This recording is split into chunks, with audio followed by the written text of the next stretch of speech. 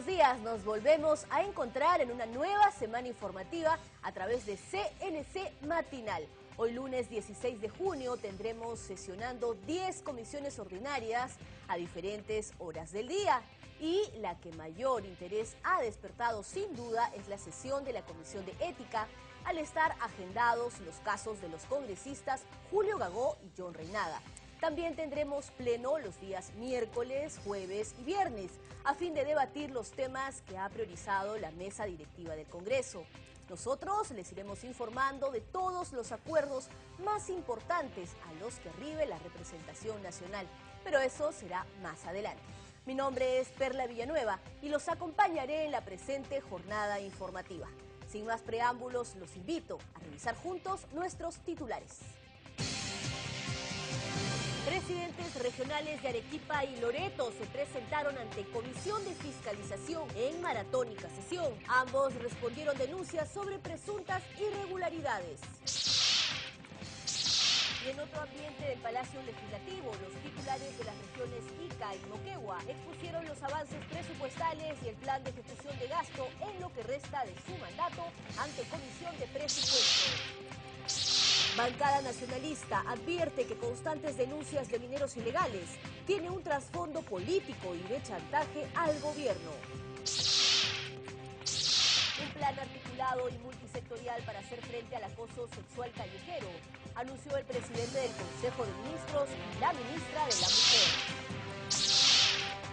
Y en CNC Matinal les ofreceremos un amplio informe del foro sobre la primera infancia en Condorcanqui, realizado en Santa María de Nieva, Amazonas. Ahora sí, vamos rápidamente al desarrollo de las informaciones. Y les contamos que los presidentes regionales de Arequipa y Loreto respondieron a una serie de denuncias sobre presuntas sobrevaloraciones en las ejecuciones de obras que vienen realizando en sus respectivas jurisdicciones. Esto fue durante su presentación ante la Comisión de Fiscalización. Tenemos la nota. Durante la maratónica sesión, el presidente del Gobierno Regional de Loreto, Iván Vázquez, respondió a las interrogantes realizadas por los integrantes de la Comisión de Fiscalización y Contraloría del Congreso, a raíz de una denuncia de un programa dominical sobre la ejecución de obras sobrevaloradas de alcantarillado, compras de maquinarias pesadas y el cobro del 10% de los haberes de trabajadores de la región para el financiamiento de su reelección. Hubo denuncias, inclusive hay una denuncia llamada Alcantarillado 1, que ya fue archivada en el Poder Judicial de Iquitos. Queda el Alcantarillado 2, ¿no? Durante toda esa etapa hemos tenido nosotros a bien entregar a la Fiscalía y a cualquier órgano que nos ha solicitado toda la información, tanto de la parte financiera como de la parte técnica. El congresista Vicente Ceballos, titular de dicho grupo de trabajo, aclaró que se viene citando a diversas autoridades para determinar el grado de responsabilidad en las denuncias. Explicó que se encuentran en la fase indagatoria para luego formalizar las denuncias de encontrarse irregularidades en los distintos gobiernos regionales. Recordó que se aprobó una moción solicitando facultades investigadoras para indagar a diferentes gobiernos regionales. Por su parte, el presidente del Gobierno Regional de Arequipa, Juan Manuel Guillén, informó sobre el proyecto Puente Chilina en la carretera Arequipa-La Joya, que interconecta a 5 distritos. La constructora viene siendo investigada por la doble contabilidad en su ejecución y ya se ha remitido la información a la SUNAT de Arequipa y de Lima. Finalmente, la viceministra de Construcción y Saneamiento, Hilda Sandoval Cornejo, respondió sobre su gestión como gerenta del Banco de Materiales y su vinculación con la empresa corporación Helios S.A. Informó Central de Noticias del Congreso. 7:45 de la mañana y ahora les informamos que el congresista William Monterola hizo una grave denuncia contra el presidente regional de Huancavelica. Aseguró que 92 obras de esa región se encuentran en total abandono y solicitó la inmediata intervención de la Contraloría General de la República a fin de investigar de oficio los presuntos casos de corrupción. Veamos. Yo también he denunciado hechos de mi región Huancavelica. Creo que hay obras abandonadas por más de 92 millones de soles, 177 obras con observaciones.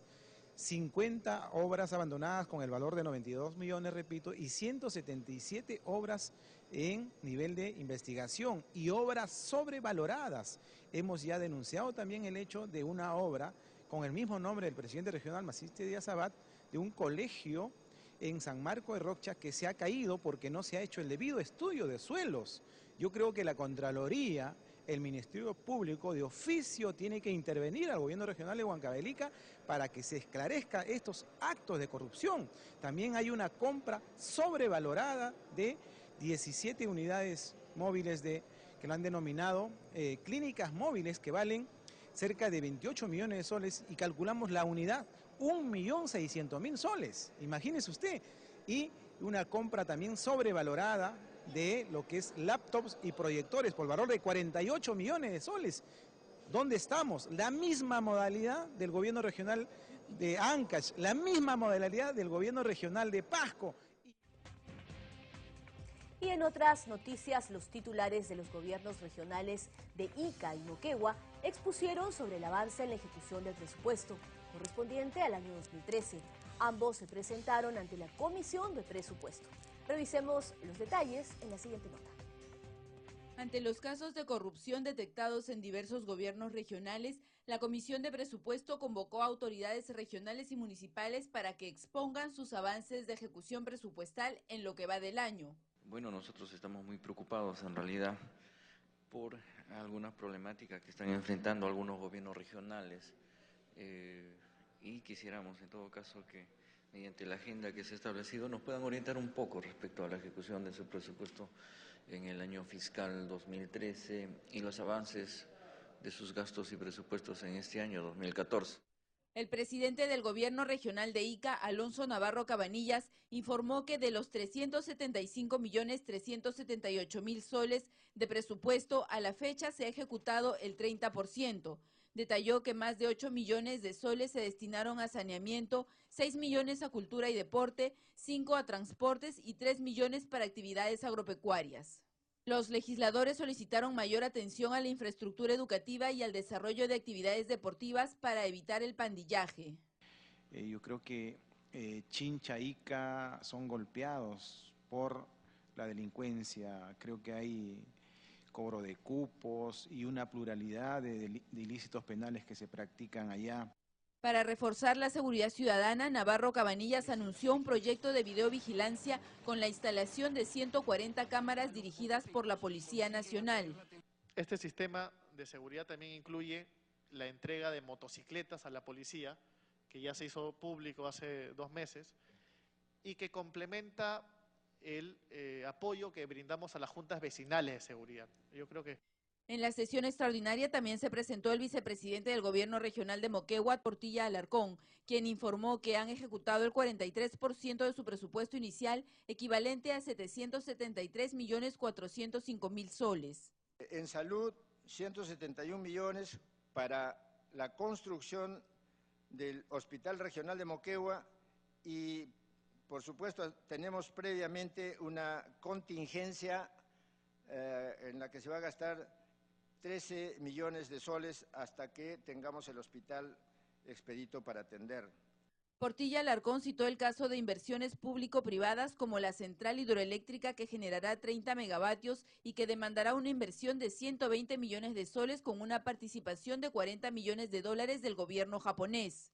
Acá se ha habido una orientación a los proyectos de menor cuantía, ¿no? Esto en relación al CIAP, algunos procedimientos que se han ejecutado por los técnicos de la Comisión de Presupuesto entre los montos de 11.400 a 180.000.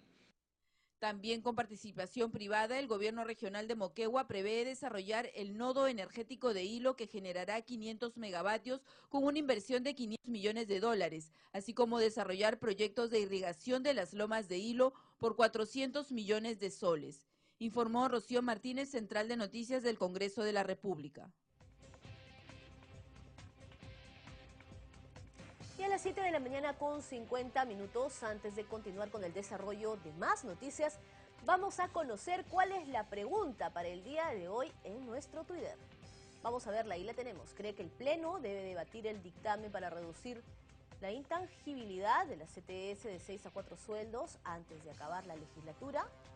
Las respuestas las esperamos al hashtag RespuestasCNC durante toda la jornada informativa. Ahora sí, vamos con más información, y es que la reciente aprobación del proyecto de ley que incluye a la selva dentro de las facilidades y beneficios del programa Sierra Exportadora en la Comisión Agraria fue saludada por el presidente de Sierra Exportadora, Alfonso Velázquez. A continuación, sus declaraciones. Es una generosa y grata propuesta de los señores congresistas que nos piden que nuestros planes de negocio se integren a nivel de corredores. La producción de Ancash, junto con la producción de Huánuco y la producción de Ucayali, integradas para poder llegar al mercado brasilero y viceversa también, desde Ucayali por Huánuco y Ancash a comercializarse a nivel de la costa y luego a su proceso exportador. Estamos muy complacidos y asumimos con bastante agradecimiento esta propuesta, que significa que estamos creciendo. Y las denuncias de los mineros ilegales contra el Partido Nacionalista tiene un trasfondo político. Así lo advirtió el legislador nacionalista Josué Gutiérrez, quien dijo que la bancada de Gana Perú ya emitió un pronunciamiento rechazando estas acusaciones. Veamos. O sea, el trasfondo es eminentemente político. O sea, si lo pudiéramos mencionar a la señora Nadine Heredia en todos los temas, mejor, ¿no? Porque eso, ¿qué va a ocurrir? Pues un desprestigio, una campaña, y normal. O sea, nosotros sabemos que hay detrás de esto todo un tinglado, pero que es normal, parte de la democracia, libertad de expresión, pues, ¿no? O sea, ¿eso nos va a renegar de que en el Perú exista libertad de expresión? No. Es mejor que la prensa exagere, es mejor que la prensa sea juiciosa, que cuestione todo, antes que la prensa sea cuestionada por su función. Y eso sí sería gravísimo. Nosotros estamos allanando el camino para que el país vea que la prensa no tenga ninguna objeción en su trabajo, que es lo más importante. La OMPE ha fiscalizado el sistema de gasto de todos los partidos políticos. Los partidos políticos, creo yo, han entregado todos sus aportes ante la OMPE en el momento que corresponde, no ahora, que puede haber denuncias ni nada por el estilo, mucho antes. Que cada partidario haya tenido, digamos, un aporte a través de, eso es otro tema. Ahora, no es institucional. Que el partido ya ha emitido oficialmente una lista de aportes y todos los que pueden decir después que han aportado, sencillamente o les han estafado o es parte de la campaña, así de simple. Pero partidariamente no ha habido un ingreso de parte de otra persona, salvo los que están declarados. Y en otros temas les contamos que el Parlamento Latinoamericano conmemorará el próximo noviembre 50 años de fundación. Así lo informó el diputado panameño Elías Castillo González tras reunirse con el presidente del Poder Legislativo, Freddy Otárola Peñaranda. Revisemos la entrevista que ofreció a un equipo de CNC. El Parlamento Latinoamericano, que agrupa 23 países, fue fundado hace 50 años en Lima a iniciativa del entonces diputado Andrés Tausen Ezcurra. Esos detalles fueron explicados por el presidente del Parlatino, el diputado panameño Elías Castillo González, al titular del Parlamento, Freddy Otárola. Al término de la reunión, Castillo informó que el 29 de noviembre se realizará una asamblea general en su sede principal de Panamá. Allí queremos invitar a algunos mandatarios, incluso nos gustaría que el presidente de la República del Perú pudiese asistir porque es donde nace el Parlamento Latinoamericano. El presidente de la República de Panamá, por supuesto, como anfitrión, y también les cursaremos invitación a todos los presidentes, pero haremos esfuerzos porque algunos puedan tomar participación para esta ceremonia. El diputado Castillo explicó que el Parlatino es el organismo más representativo de América Latina en el que se debaten temas de orden político, además de promover la integración continental. Somos muy fiscalizadores del tema de la democracia. Hemos censurado en algunos casos cuando se han generado golpes militares. El organismo cuenta con 13 comisiones de trabajo que son un poco similares a las que hay en los congresos nacionales, y allí se discuten proyectos de ley marco que luego son remitidos a los congresos nacionales para que, si no tiene una legislación sobre esa materia, puedan tomarlos en consideración. También confirmó que los integrantes de este organismo estarán presentes en el primer encuentro de presidentes de parlamentos de Iberoamérica organizado por el Congreso de la República y la OEA. Cecilia Malpartida, Central de Noticias del Congreso.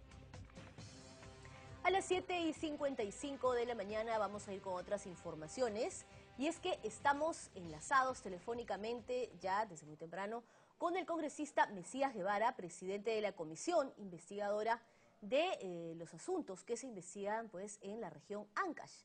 Aquí vamos a darle la bienvenida. Congresista, ¿cómo está? Muy buenos días. Buenos días, Perla. Un saludo por su entremedio a todo el pueblo peruano que esta mañana nos están viendo y escuchando. Congresista, ¿cómo está? Bueno, preguntarle primeramente por su labor, el trabajo que se viene realizando en la comisión, muy importante por supuesto, para ver lo que son las denuncias en la región Ancash. Y bueno, esta última información que se tiene respecto a que se ha solicitado a la Contraloría General de la República el congelamiento de las cuentas bancarias de 11 municipios en la región. Bueno, efectivamente nosotros estamos trabajando con una dinámica y un paso bastante acelerado, porque el pueblo peruano y especialmente el pueblo de Ancash necesitan saber qué es lo que ha pasado y qué es lo que está pasando con el manejo de sus recursos públicos y por toda esta ola de violencia que se ha engendrado en esta importante región. La semana pasada nos hemos reunido con el señor Contralor General de la República y como consecuencia de ello hemos tomado acuerdos en la comisión que ya le hemos trasladado. Una de ellas es congelar las cuentas fundamentalmente por obras en 11 municipios, tanto provinciales como distritales aproximadamente, con el objetivo de evitar de que cierta estructura que aún sigue operando en la región Ancash malgasten estos recursos que el pueblo peruano les está dando. Por otro lado, también hemos pedido un examen especial a lo que es la Dirección Regional de Salud, la Dirección Regional de Educación, y también le estamos solicitando que haga un examen especial al proyecto Chinecas. Por otro lado, también le estamos oficiando al señor presidente del Poder Judicial, doctor Enrique Mendoza, para que tome cartas en el asunto, fundamentalmente en los jueces superiores del Distrito Judicial del Santa como el Distrito Judicial de Ancash, porque hemos recibido serios cuestionamientos por la actitud y el trabajo de estos señores magistrados.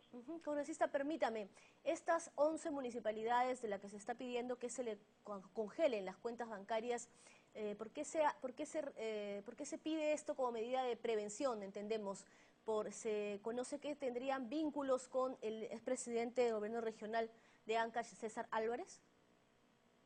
Efectivamente, ahí hay serias denuncias por la actuación de estos señores. Por ejemplo, en la provincia del Santa, donde ahí hay serios cuestionamientos cómo vienen manejando los recursos. Hay obras que están inconclusas, hay obras que no se han empezado y otras que están mal hechas.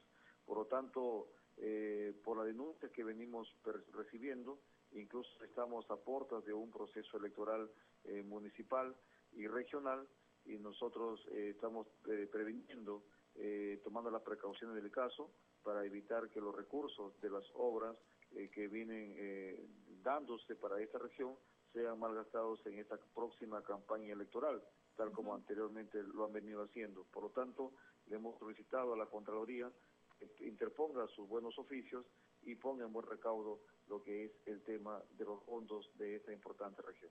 Hay un tema importante también, congresista, porque según se ha dicho, la comisión que usted preside ha acordado pedir un informe al director general de la Policía Nacional, el señor Jorge Flores, sobre los policías que han sido separados o investigados precisamente pues en el marco de las investigaciones en esta región. Bueno, efectivamente, al día siguiente, el miércoles de la semana pasada, tuvimos una maratónica reunión también con el alto mando de la Policía Nacional del Perú, con el señor Jorge Flores Goicoechea, que es el director general de la policía, donde también hemos analizado la actuación de esta importante institución en la región Ancash. Y le hemos solicitado que nos den a conocer todos los nombres oficiales y suboficiales desde el 2007 hasta el 2014, no solamente en el caso de los casos que venimos investigando al señor Álvarez, sino también a todo lo que han tenido ahí en la región. Es decir, queremos conocer todos los policías que han sido, digamos, denunciados, que han sido cerrados, que han sido castigados por diversas índoles, fundamentalmente por indisciplinas y que estén involucrados en actos de corrupción. No olvidemos que en el caso de la Centralita hay aproximadamente 7 policías, algunos en actividad y otros en retiros, que están seriamente implicados, pero nosotros consideramos que debemos de conocer no solamente lo que ha venido ocurriendo en la provincia de Santa, específicamente en la Centralita, sino en toda la región. Esto es importante porque ya hay una ley que se aprobó el año pasado, a inicio de este año, cuando se decía de que todos los oficiales de las Fuerzas Armadas y policiales deberían dar a conocer su declaración jurada para ver si tienen algún enriquecimiento ilícito.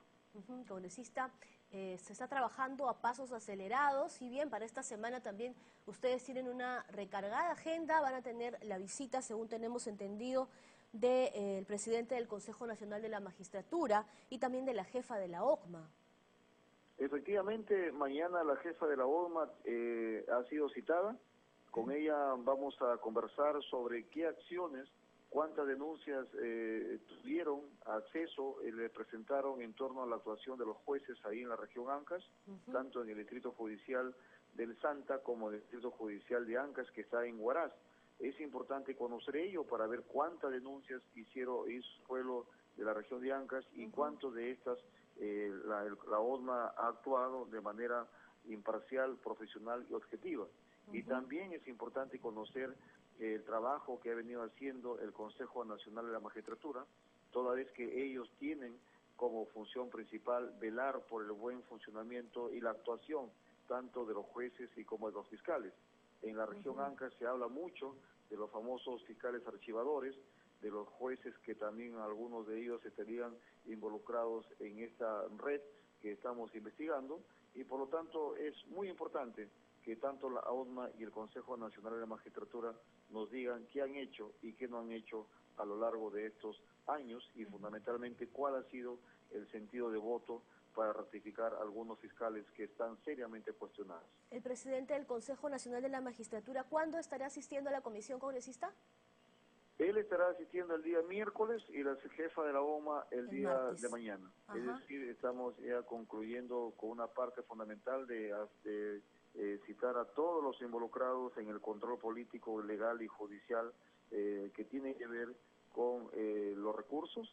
La próxima semana estamos buscando la presencia del presidente del Poder Judicial, el doctor Enrique Mendoza. Entendemos que está llegando recién de viaje de un periplo de trabajo del extranjero y por lo tanto hemos coordinado para que su presentación sea la próxima semana, y también estamos a la espera del retorno del ex fiscal de la Nación, el doctor Peláez, porque con ellos concluiremos esta primera fase, que les soy sincero, Perla, nos está sirviendo de mucho porque nos está ayudando a clarificar cómo ha trabajado tanto el Estado como la red que estamos investigando. Por lo menos todo junio, congresista, ya está copado, ¿no? Con todas estas situaciones que todo ustedes junio tienen. ya está copado y yo quiero agradecer públicamente a mis colegas congresistas, a los 7 miembros de la comisión, Luis Galarreta, José León, Jesús Hurtado, Juan Pari, Enrique Wong, y también al congresista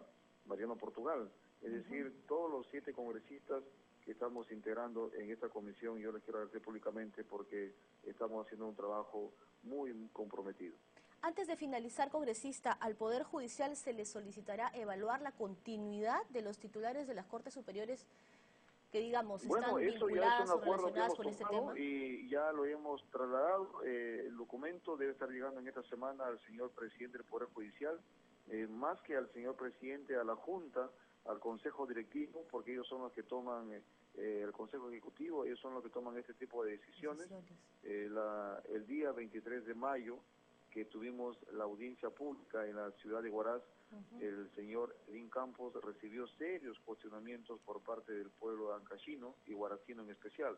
Por lo tanto, este tema creemos que el señor Enrique Mendoza, el doctor Enrique Mendoza y su colegiado deben de evaluar en aras de mantener la pulcritud y la imagen que debe tener el Poder Judicial. Con lo cual deben haber más noticias entonces referente a este pedido que la comisión ha hecho, congresista, en los próximos días o las próximas semanas, ¿no? ¿Congresista? Sí, aló, disculpe, no le escuché. Sí, le decía que con lo cual pues podrían haber noticias sobre estos pedidos que la comisión ha hecho en los próximos días o semanas ya, ¿no? Sí, en los próximos días debemos estar teniendo bastantes noticias. Como usted podrá ver, estamos actuando con bastante celeridad e incluso de manera paralela estamos trabajando también otro proceso de investigación y luego ya cerramos la segunda fase, estaremos invitando a otras personas.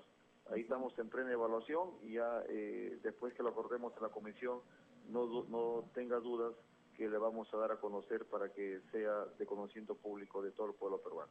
Claro que sí, congresista. Más bien le agradecemos por estar esta mañana con nosotros aquí en CNC Matinal.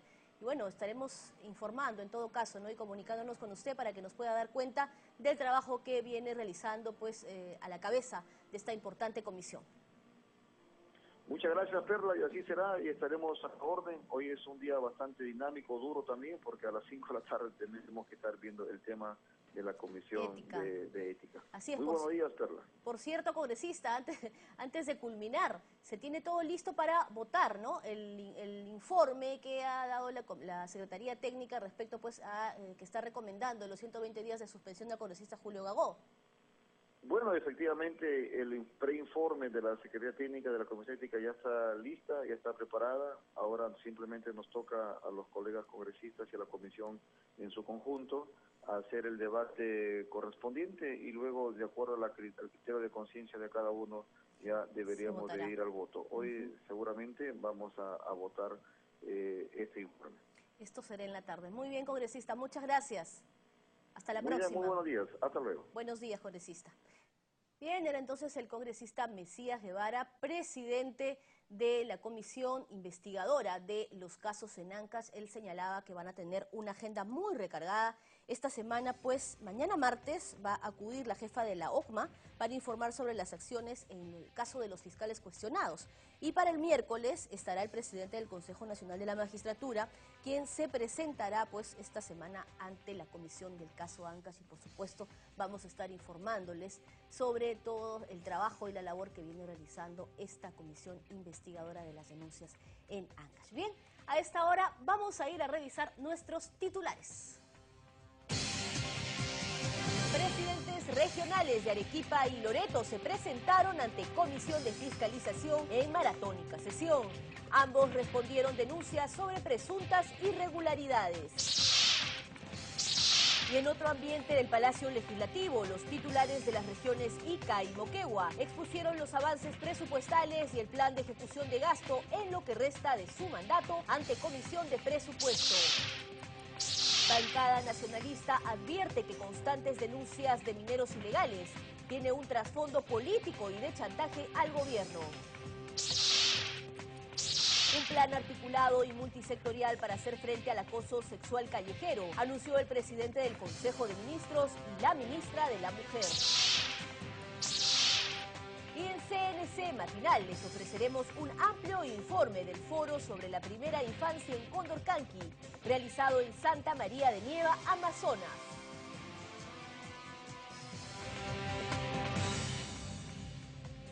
Ocho de la mañana con 9 minutos vamos a contarles que las municipalidades ubicadas en el litoral del territorio nacional serán beneficiarias del canon pesquero que genere la explotación de los recursos hidrobiológicos. Así lo acordó la Comisión de Producción. Tenemos la nota. El proyecto aprobado en la Comisión de Producción, Micro y Pequeña Empresa modifica el artículo 13 de la Ley del Canon, precisando la distribución del canon pesquero. La iniciativa indica que el Ministerio de la Producción informará al Portafolio de Economía y Finanzas la distribución y volúmenes promedio de los últimos 5 años de la biomasa a efectos de que establezca los respectivos indicadores de distribución del canon pesquero. El congresista Freddy Sarmiento, autor de la redacción del citado párrafo, pidió que sus indicadores sean revisados cada 5 años. Estos indicadores serán revisados cada 5 años, según la información alcanzada por IMARPE.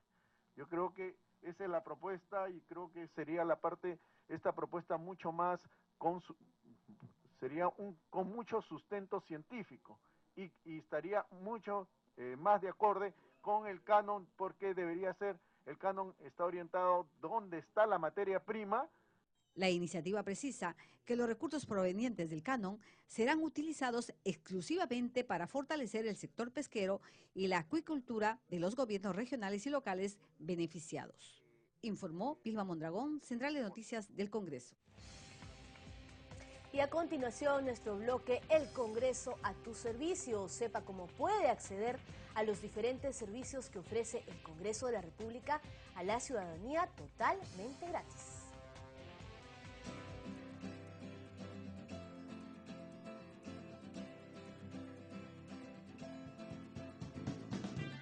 El Congreso de la República cuenta con un fondo editorial que tiene a su cargo la publicación de libros de diversos temas: político, jurídico, social y cultural. El Fondo Editorial del Congreso divulga obras que contribuyen a ampliar la reflexión ciudadana sobre cultura peruana, política, así como tradiciones e historia de personajes ilustres de la nación. Pero además edita textos sobre la acción legislativa, de control y de representación. También prioriza la publicación de libros que contribuyen a la consolidación de un pensamiento nacional y universal. La producción del fondo se divide en 6 series. Visiones del Perú. Publica síntesis e imágenes sobre el Perú en la era global. Reconocimientos. Rinde homenaje a las comunidades étnicas, personajes e instituciones fundamentales de la peruanidad. Pensamiento peruano. Rescata la obra de aquellos hombres cuya reflexión ha resultado decisiva para generar nuevas aproximaciones críticas a la realidad peruana. Estudios jurídicos. Publica temas jurídicos y constitucionales de la nación. Documentos parlamentarios. Difunde el trabajo de las comisiones parlamentarias y textos sobre la marcha de la agenda legislativa. Congreso de la República e Inquisición del Perú. Publica temas sobre la historia y el desarrollo institucional del Congreso de la República y la Inquisición en el Perú. Usted puede encontrar información sobre las publicaciones del Fondo Editorial, sus precios y cómo adquirir los libros en la página web del Congreso. Ingresa a www.congreso.gov.pe, haz clic en el link Proyección Cultural y luego en Fondo Editorial. Finalmente, ingresa a cualquiera de las opciones Catálogo o Buscador. También puedes enviar un correo a fondoeditorial@congreso.gov.pe. O si quieres, llamar al 311-7777, anexo 7846, o visitar las oficinas del Fondo Editorial en Girón Guayaga 358, Lima. La atención es de lunes a viernes, de 9 de la mañana a 1 de la tarde y de 2 a 5 de la tarde.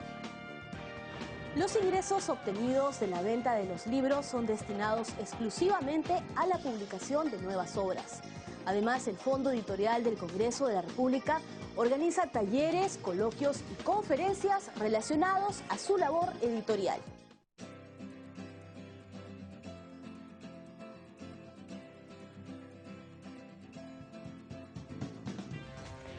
Y 14 de la mañana, y a esta hora vamos a recordarles nuestra pregunta para el día de hoy en el Twitter. Ahí lo tenemos. ¿Cree que el Pleno debe debatir el dictamen para reducir la intangibilidad de las ETS de 6 a 4 sueldos antes de acabar la legislatura?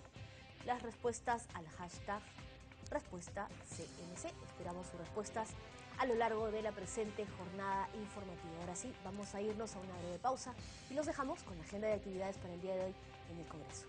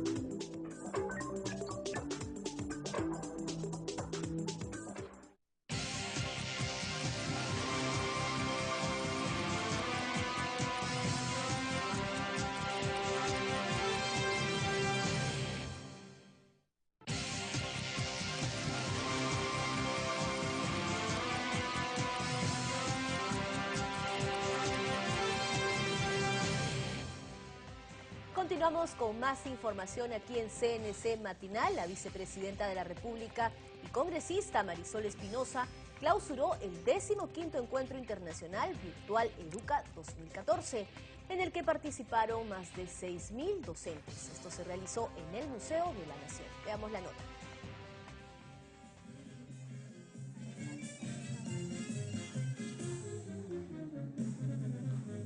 El evento, que tuvo por objetivo revalorizar la carrera docente a través de la capacitación en las últimas tendencias de enseñanza y con ello mejorar la calidad educativa en el país, fue organizado por el Ministerio de Educación y la OEA. Participaron destacados expertos en innovación y tecnología para la educación, quienes capacitaron a más de 6.000 docentes. El encuentro fue clausurado por la vicepresidenta de la República y congresista Marisol Espinosa, quien agradeció la presencia de los maestros, quienes pudieron ganar experiencia que serán aplicadas en sus respectivos colegios.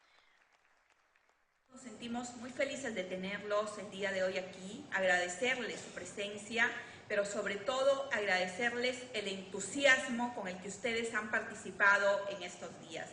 Sin ustedes, sin su participación, sin su protagonismo, creo que este evento no hubiera tenido la fuerza que ha tenido. Por su parte, el secretario general de Virtual Educa, José María Antón, señaló que desde el año 2000 se organiza anualmente este encuentro internacional en el que se presentan proyectos innovadores en los ámbitos de la educación. Antón señaló que durante los 5 días se desarrollaron ponencias, foros presenciales y virtuales, además seminarios y talleres para docentes, entre otros.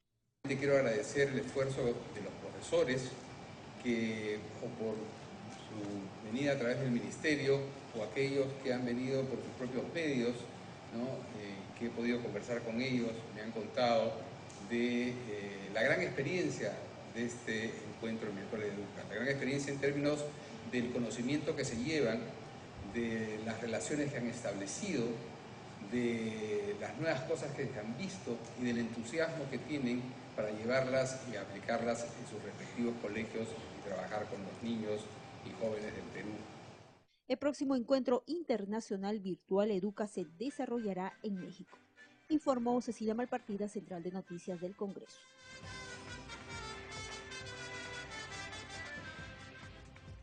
Y los recientes acontecimientos en los diferentes gobiernos regionales del país, donde se advierte una serie de irregularidades en la ejecución de obras, ameritaría la creación de un registro nacional de supervisores de obras. Esta iniciativa legislativa fue presentada por el legislador Josué Gutiérrez Cóndor. Tenemos mayores detalles de en lo que consiste este proyecto de ley en la siguiente entrevista que el referido parlamentario brindó a un equipo de CNC Matinal. Veamos. Queremos informar a la opinión pública que nosotros en el Parlamento queremos establecer una nueva estrategia de la lucha contra la corrupción, fortaleciendo la institucionalidad del país.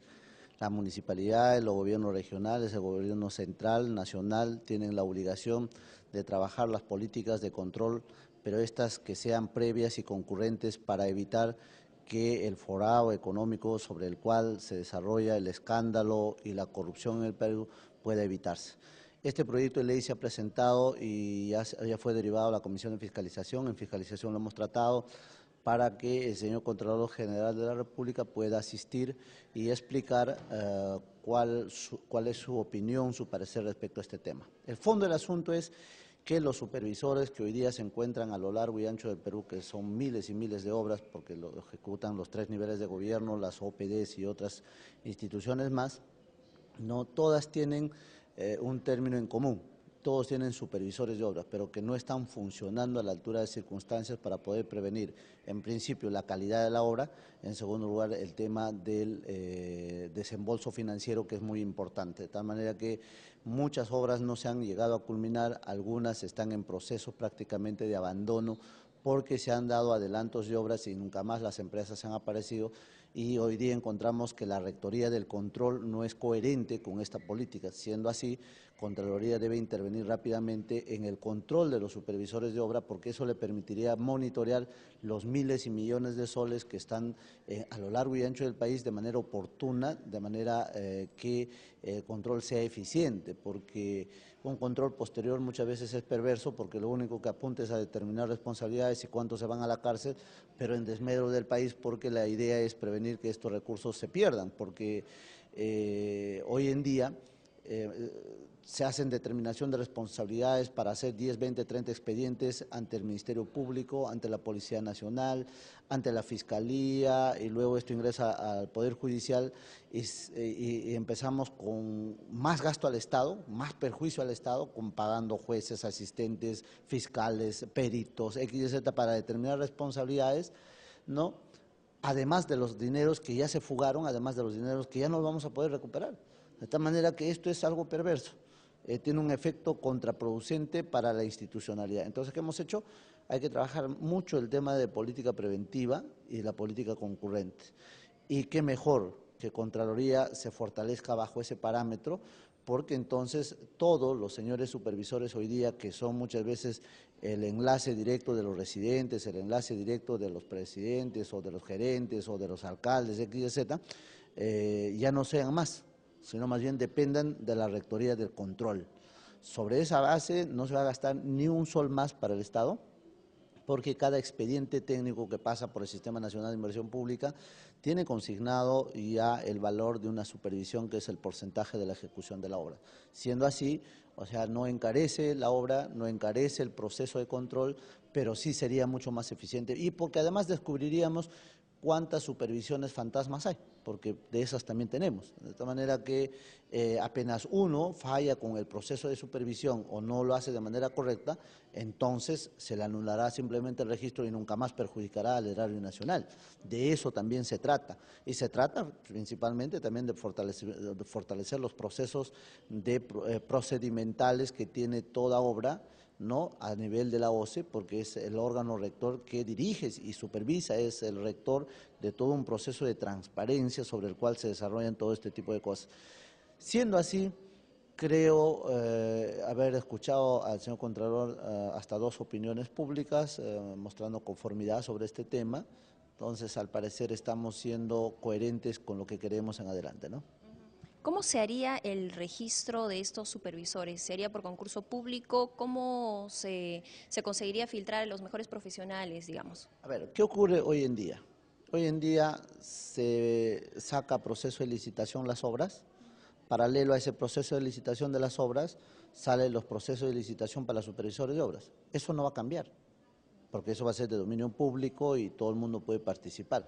Lo que va a cambiar es que ese supervisor inmediatamente gane y ya está adscrito al Registro Nacional, que tiene que tener también Contraloría General de la República, porque son ellos quienes van, desde ese momento van a depender, no van a depender de la entidad, no van a depender de la obra en sí, sino de Contraloría, y todo lo que dirijan las copias, por ejemplo, de valorizaciones de obra, las copias de adelantos de obra, las copias sobre adicionales de obras, el cuaderno de obra que tiene que ser permanente, diario, y que hoy día no existen en las obras, no existen, lo rellenan al libre albedrío.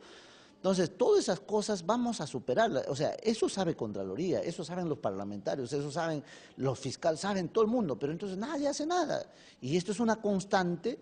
Y es perverso, pues, porque al final se dan cuenta que todo es una corrupción y ya que todo el mundo quiere irse a la cárcel. No es así, no se nos puede ir de la mano. Hay que hacer institución sólida, seria, coherente con la política nacional de lucha contra la corrupción. Y bajo ese mecanismo creo que podemos articular perfectamente bien a la OCE, porque ellos en estos momentos llevan un registro para los contratistas de obra, para los supervisores de obra, para los consultores, para los que otorgan bienes de servicio a través del Registro Nacional de Proveedores, X y Z. O sea, ellos tienen todo un mecanismo, pero que no han sido para establecer el control previo o el control concurrente en la ejecución de la obra, sino para la determinación del proceso. Ahí no estamos cuestionando. Estamos cuestionando lo otro. ¿Por qué no se están ejecutando las obras? Si tiene supervisor, si tiene ejecutor, si tiene todo. ¿Por qué no se ejecutan? Bien, hay falencias serias. Entonces, encarecemos al Estado. ¿Por qué? Porque hoy día Contraloría quiere contratar más gente para supervisar esas obras. Pero si ya tenemos supervisores, ya se está pagando, ¿se quiere encarecer? Y es perverso que después se hagan controles posteriores. Que se hagan controles posteriores, todo está bien. pero sobre la determinación probablemente de errores que han sido producto de una mala práctica profesional o algo parecido, pero no práctica de una corrupción. Entonces, esas determinaciones tienen que ser urgentes. Y eso cambia de noche a la mañana. Apenas se promulga la ley, mi querida doctora, se va a establecer un antes y un después. En ese momento todos los supervisores tienen que inmediatamente pasar al control de Contraloría. Los supervisores y el supervisor que no trabajó bien se le anula su registro y listo, pues ahí quedamos, ¿no? Y seguramente se quedarán los más competitivos, los que ven con seriedad todos estos temas. Va a haber especialización porque entonces los profesionales de calidad van a querer intervenir, porque hoy día se sabe que muchas de las obras van de la mano entre el que ejecuta y el que supervisa. Entonces, al final es lo mismo y nadie controla, ¿no? Entonces, eso es lo más triste y que si ya sabemos, si estamos notificados, algo hay que hacer, ¿no? Entonces, con la creación de este registro de supervisores, ¿usted cree que se podría tener mucho más control sobre las obras y probablemente también de los plazos establecidos, ¿no?, que se cumplan? Claro, hoy en día tenemos supervisores de obra, pero del 100% de visitas indagatorias que hemos hecho con mismo Contraloría, porque en nuestra semana de representación participamos junto con ellos, debe ser el 10% de las obras donde encontramos un supervisor y un 90% donde prácticamente no va, no asiste, no hay cuaderno de obra, no hay residente, apenas encuentras un albañil, un maestro de obra. ¿Qué calidad puedes exigir después? Segundo, ¿cuál ha sido el sistema operativo, la administración financiera en sí de esa obra? Ay, pues eso es como abandonado a su suerte y cada quien hace lo que quiere, cada quien hace lo que puede. Eso no puede ser más, ¿no? Eso es la realidad. Usted le pregunta, estas mismas preguntas hazla a cualquier parlamentario, hazla a cualquier fiscal, a cualquier policía que está en torno a estos procesos de investigación, te va a decir que esa es una verdad absoluta. Entonces, ¿qué está haciendo el Congreso? ¿Qué estamos haciendo? Hay que hacer esfuerzos en común, sin que eso significa estar criticando que no hay presupuesto, no hay presupuesto. Hay presupuesto. ¿Para qué generas más gente? Mira, si fortalecemos esto, los 3.000 procesos penales que existen por estos temas de malos manejos de recursos económicos, se reduciría probablemente a 30 emblemáticos y nada más. Son 3.000 expedientes que para moverlas tienes que contratar auxiliares, asistentes, técnicos, especialistas, juez, 5 mínimo, fiscal, titular, adjunto, los secretarios, los especialistas, los técnicos, los auxiliares, más la policía. Mínimo intervienen 15 personas en cada expediente, por 3.000. ¿Y quién paga a ese fiscal, a ese juez, a sus asistentes, a sus peritos, además que tienes que poner peritos? ¿Quién paga? El Estado. O sea, es perverso. O sea, ¿te das cuenta que ya se robaron? Encima tienes que seguir pagando para que sancionen a alguien. O sea, ¿usted no cree que es algo perverso? Sí. ¿Esto ayudaría un poco a controlar este problema que ha pasado en las regiones, que se ha destapado? Muchos gobiernos regionales están siendo investigados actualmente, porque en la mayoría de casos son en las obras donde más corrupción se genera, ¿no? Claro, el término corrupción en antaño era porque ingresaban a trabajar con la tarjeta sin tener, por ejemplo, un título académico, o entraban a enseñar a los colegios porque ni tenían título de profesor, apenas tenían quinto de secundaria, algunos cuarto de secundaria, y entonces también eso es corrupción, ¿no? Pero estaba más ligado a los gastos corrientes, o porque en vez de comprar 10 millares de papel compraban 1.000 y hacían pasar por 10 millares, o sea, ese tema que era una constante y que es hasta ahora una constante, ha desbordado a la medida que se han incrementado los volúmenes de inversión para las brechas de infraestructura.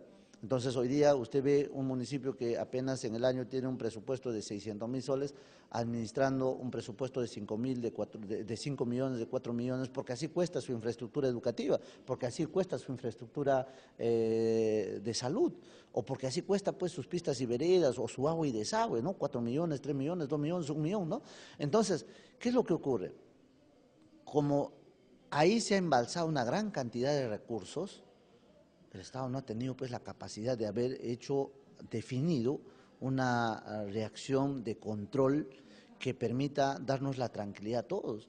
Entonces, ¿de quiénes está compuesto, por ejemplo, una región? ¿Solamente el presidente regional es el que ve todos los procesos de selección? No, pues son cientos y cientos de procesos de selección que se realizan, miles de procesos de selección que se realizan en un gobierno regional. ¿Y a cargo de quién están? A cargo de un comité de procesos de selección. ¿Y quiénes toman las decisiones de la aprobación de un expediente, de una cosa y de otra cosa? Los gerentes generales. O sea, no es el tema el presidente regional como el que hace el negocio y que se tira la plata, sino es toda una estructura. Entonces hagamos pues que la estructura funcione bien a la medida que las políticas de control están bien amalgamadas. Entonces eso es una aspiración justa. Ahora, aparte de esta iniciativa hay que dar otras iniciativas concurrentes para que este proceso se cierre y decirle al país que estén tranquilos porque los recursos que se están administrando tienen todos los controles que se merecen. Entonces, eso es una gran interrogante que el Congreso debe resolverla, que este Parlamento está en la obligación de darle señales al país de que no solamente está haciendo pues por este tema de los destapes ya un circo y empezar a trabajar entonces para que no haya reelección. Eso no soluciona el problema de fondo. El problema de fondo es que hay mucha fuga de dinero en función a que no existe una política de control. Si eso ocurriría en el sector privado, probablemente todas las empresas quebrarían en el Perú, ¿no? Porque esa fuga de capitales prácticamente, por más que lo votes a tu gerente, a tu administrador, eso no tiene sentido, por más que lo metas a la cárcel. ¿Qué le interesa a un empresario meter a la cárcel a su gerente? Eso no es el sentido común. El sentido común es, vamos a fortalecer las políticas de control. Contraloría necesita ser fortalecido, necesita ser empoderado, porque no hay otra forma. Porque ahora confundimos el nivel de control con el nivel de vigilancia y de fiscalización. Vigilancia y fiscalización sobre un marco normativo de control es eficiente. Vigilancia y control y fiscalización sobre un sistema de control inoperativo, arcaico y que no sirve para nada. Por eso que los congresistas parecen pintados. Muy bien, congresista. ¿Cuándo usted está esperando que este ya sea un dictamen y probablemente pase al Pleno? Bueno, hemos aprobado por unanimidad en la Comisión de Fiscalización invitarlo al señor Contralor. Entiendo que está programado para el día miércoles de la siguiente semana y será una fecha propicia para que el señor Contralor no solamente opine sobre el proyecto, sino traiga algunos aportes adicionales para que esto no sea un tema de una persona o de un equipo de personas que han presentado esta propuesta, sino más bien que sea la correspondencia lógica a la necesidad de legislar en positivo, no en negativo. Sobre la reacción que se tiraron, ¿ya qué vas a hacer? Pues ponte a llorar, ¿no? No, acá es todo lo contrario, es tener un proceso de reflexión profunda y tomar decisiones en bien del país. 8:37 de la mañana, el Congreso de la República vivió la fiebre del Mundial de Fútbol al sumarse a la campaña Métele un gol a la violencia, en rechazo a todo tipo de castigo físico y otras formas de trato humillante a niños y adolescentes. Tenemos la nota. A iniciativa del congresista Walter Hacha y la organización Infan, numerosos niños, niñas y adolescentes se concentraron en la Plaza Bolívar del Parlamento para lanzar la campaña Métele un gol a la violencia, como rechazo a todo tipo de castigo físico y otras formas de trato humillante frente a la infancia de nuestro país. A la actividad se sumaron congresistas de todas las bancadas políticas. Se trata de una campaña iniciada en el 2007 con la finalidad de revalorar los derechos en favor de la infancia. Este es un mensaje para todos los padres, para todas las personas mayores que no abusen de los niños. Por eso hicimos un gol a la violencia y eso ha sido fructífero, donde todos los parlamentarios están de acuerdo, porque no podemos permitir más abuso a los niños, ¿no? Y a lo menos mi persona siempre va a promover con que una ley se saque a favor de los niños. Alto a la violencia.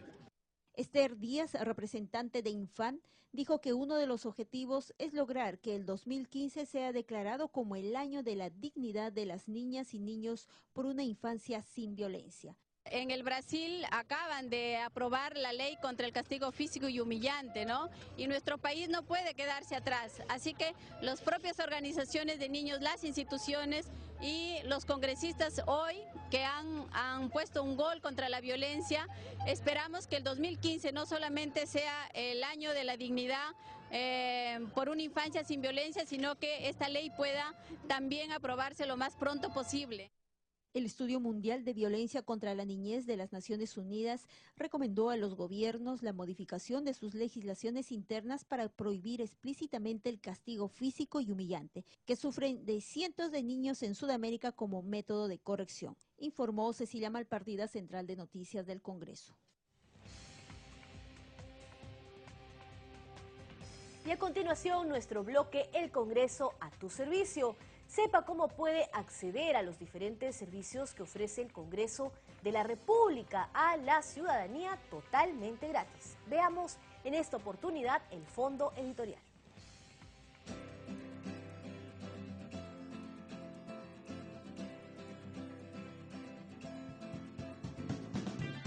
El Congreso de la República cuenta con un fondo editorial que tiene a su cargo la publicación de libros de diversos temas: político, jurídico, social y cultural.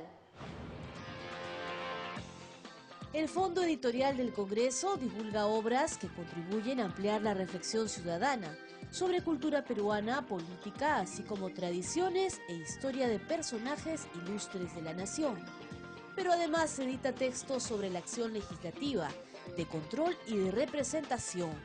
También prioriza la publicación de libros que contribuyen a la consolidación de un pensamiento nacional y universal.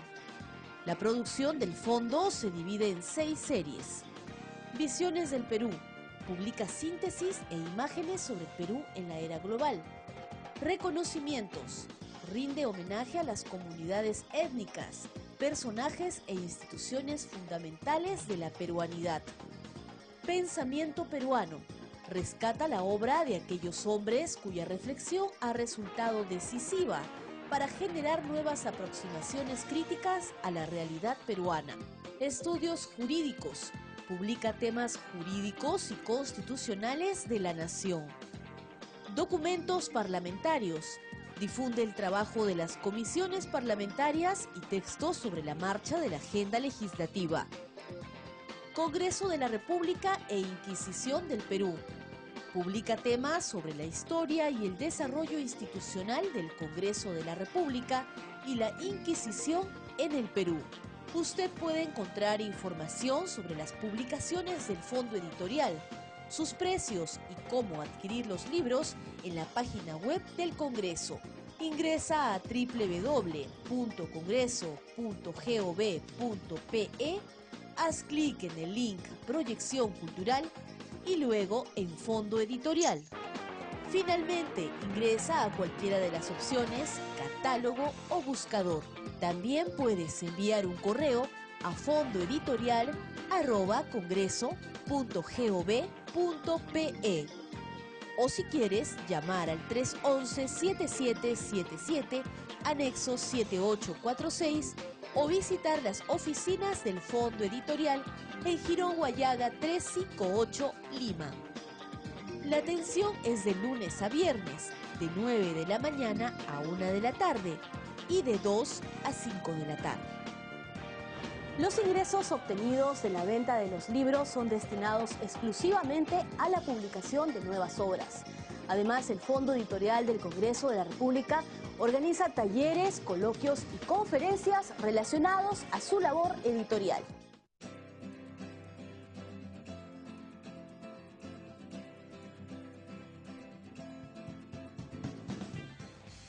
Ocho y 43 de la mañana, y a esta hora queremos recordarles la pregunta para el día de hoy en el Twitter. Ahí la tenemos.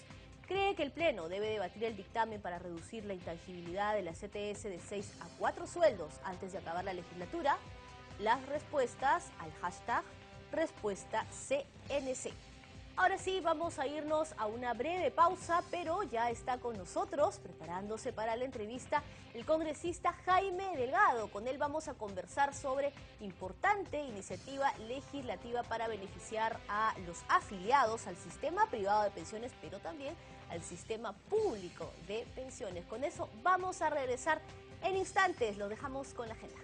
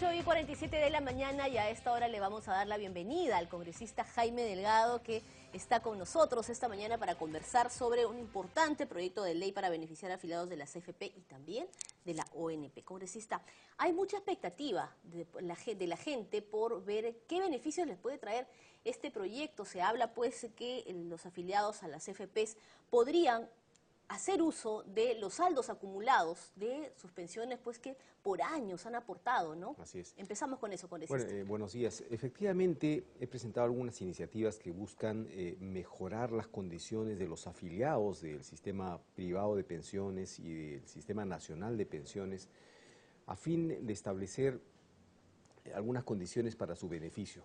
Por ejemplo, en materia de las AFPs,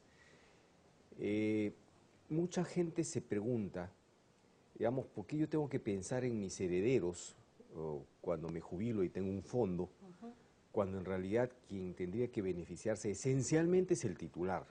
Y con esto de la tabla de mortalidad que puso al debate, digamos, de por cuántos años se debe estimar, digamos, la expectativa de vida de la gente, y se hablaba de 110 años, entonces la gente dice, bueno, pero lo que yo necesito es ahora, resolver problemas ahora y beneficiarme con una pensión, digamos, por el aporte que he hecho 30 o 40 años. Entonces, la idea es muy simple. ¿Por qué no generamos un mecanismo a través del cual las personas, cuando llegan a la edad de jubilación, que son los 65 años, tengan la posibilidad, tengan la opción, y esto es voluntario, de dejar todo su fondo ahí, para que la compañía de seguros o la AFP le calcule una pensión de jubilación claro, hasta el último día de vida, o de lo contrario, si así lo desea el afiliado, dejar solamente el monto que le permita gozar de una pensión mínima. Y la diferencia, retirarla en efectivo. Esa pensión mínima se ha calculado por lo menos en 484 soles. Sí, porque en realidad en el sistema privado de pensiones no existe pensión mínima. Tan es así de que hemos puesto en evidencia que hay jubilados que están ganando menos de 10 soles, ¿no? En cambio, en el sistema nacional de pensiones sí existe una pensión mínima que son 415 soles, pero como son 14 pagos al año, en realidad son 484 soles. Entonces, ya existe un referente de pensión mínima, por eso hemos utilizado ese referente. Entonces, para tener una pensión de 484 soles, ¿cuánto necesitamos en el fondo acumulado? Haber aportado, ¿no? Probablemente, no sé, pues 100.000 soles. ¿Y qué pasa si yo tengo 200.000 soles acumulados? Entonces yo podría dejar los 200.000 soles para tener una pensión un poquito más alta, o de lo contrario decir, dejo 100.000 soles, con esos 100.000 soles me pagas una pensión mínima, más cobertura de salud, que es muy importante, y sobre todo a esa edad, y la diferencia me lo das en efectivo.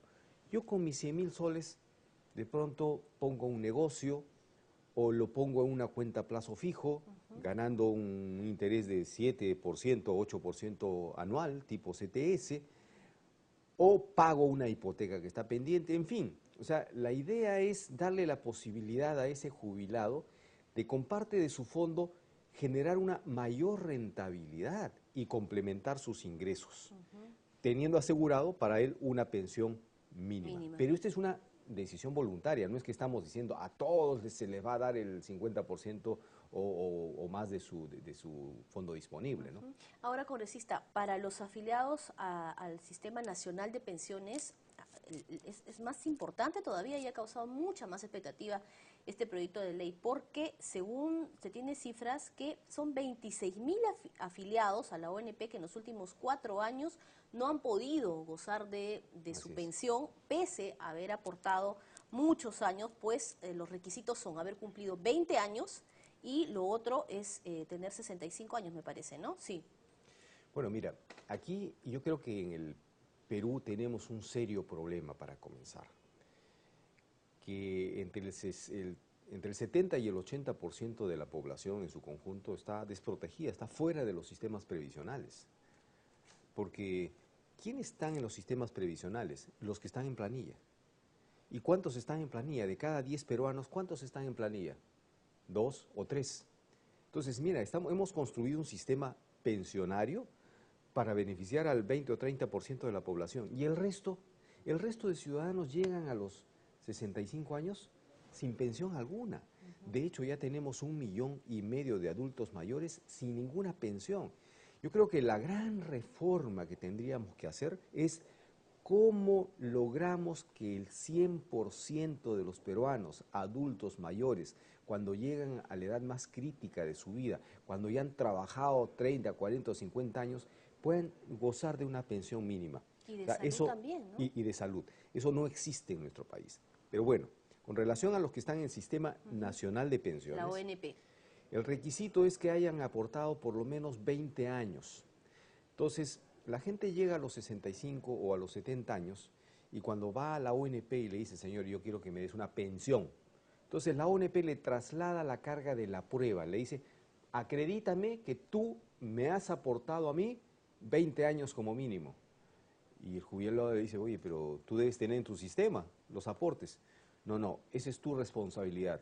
Entonces van ahí a su cajón, a su baúl escondido, guardando sus boletitas de pago, y resulta que lograron acreditar 19 años y 11 meses, porque lo demás no tenían, las boletas se les perdió, la empresa ya quebró, cerró, etcétera. Tienen 19 años, 11 meses, y la ONP le dice, no, a ti no te corresponde nada. Oye, pero me falta un mes, pero esta empresa, en realidad yo sí trabajé 10 años acá, pero mira, no tengo las boletas. No, ese es tu problema. Tú no tienes pensión. Entonces, a 26,000 personas en los últimos 4 años se les ha negado pensión, no porque no hayan trabajado ni aportado, seguramente lo hicieron, pero no pudieron acreditarlo porque la ONP les trasladó la carga de la prueba a ellos.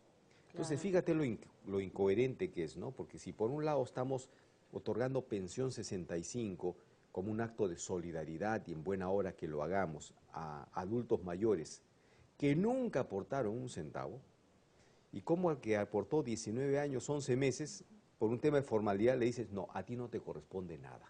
Entonces lo que yo estoy planteando es que a esas personas se les reconozca por lo menos una pensión proporcional a sus aportes. Y si esto no fuera posible, que se les devuelva sus aportes. Cosa que tiene sentido, ¿no? O sea, si le está diciendo, no te corresponde pensión por tus 19 años, ¿y mis aportes qué? Entonces, yo creo que esta es una reforma muy importante. Hay miles de personas angustiadas que luego enjuician a la ONP, se mueren antes que los juicios sean resueltos. Y es una pena, realmente, es una lástima que el Perú esté permitiendo esa situación. Entonces, en representación de esas miles de personas, he presentado esta iniciativa que espero pueda ser pronto debatida y aprobada en el Congreso. ¿Está en comisión en este momento? Está todavía para ser dictaminada en comisiones, ¿no? Entonces yo creo que ojalá que antes que termine esta legislatura, esta semana, podamos ya tener por lo menos las discusiones en las comisiones sobre esos temas, ¿no? Muy bien, congresista. Usted como miembro de la Comisión de Defensa del Consumidor, entonces siempre pensando en aquellos pues que de verdad necesitan de estas regulaciones, ¿no? Pero mira, de la legislación. Estas son, digamos, algunos parches que se están tomando respecto de algunos problemas puntuales. Pero yo creo que la gran reforma tendría que pasar por garantizarle a todos los peruanos una pensión mínima al llegar a los 65 años. ¿Cómo se financia esto? Eso es lo que hay que entrar en discusión. Pero no podemos seguir un mecanismo a través del cual, digamos, solo el 20 o 30% de la población, que es la que está en planilla, va a tener una pensión de jubilación. Son miles, pues, ¿no?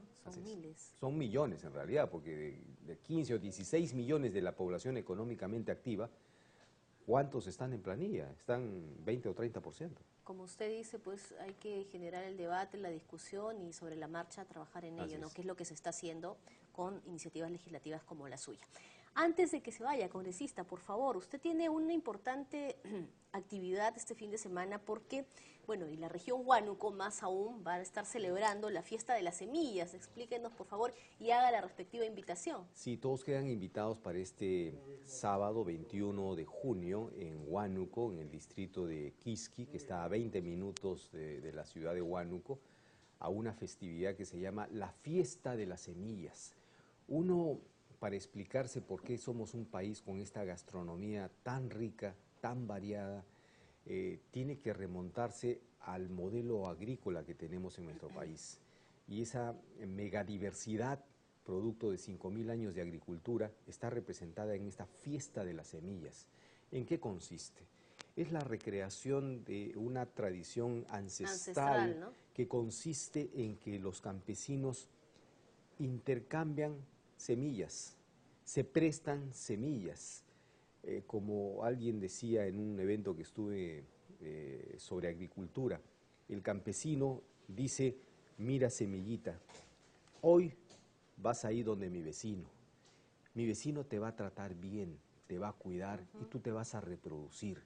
Te entrego con mucho cariño a mi vecino fulano de tal. Mira, y el vecino hace lo propio, o sea, y cuando van mejorando unas y otras especies, las van compartiendo, la comunidad comparte estas semillas. Solo así te explicas que tengamos 3.600 variedades de papa, más de 3.000 variedades de quinoa, porque el agricultor ha sido muy solidario en esto, preservar las especies a través de una tradición de compartir semillas. Entonces el Muju Raimi, porque Muju es semilla, Raimi es fiesta, la fiesta de las semillas, estimamos que debería convertirse pues en una celebración como el Inti Raymi, ¿no? O sea, en demostrar al mundo, exhibir al mundo, ostentar ante el mundo la riqueza de la biodiversidad que tenemos, que es única y exclusiva en el mundo. Y que esto se ha logrado solo gracias a esa responsabilidad de los campesinos que durante miles de años han intercambiado semillas y han conservado todas esas especies para todos nosotros. Vamos a revalorar entonces esa tradición tan ancestral este fin de semana en la región Huánuco, la fiesta de las semillas. Así Muchas es, gracias, congresista. Le agradecemos por haber estado esta mañana con nosotros. Gracias. Hasta la próxima.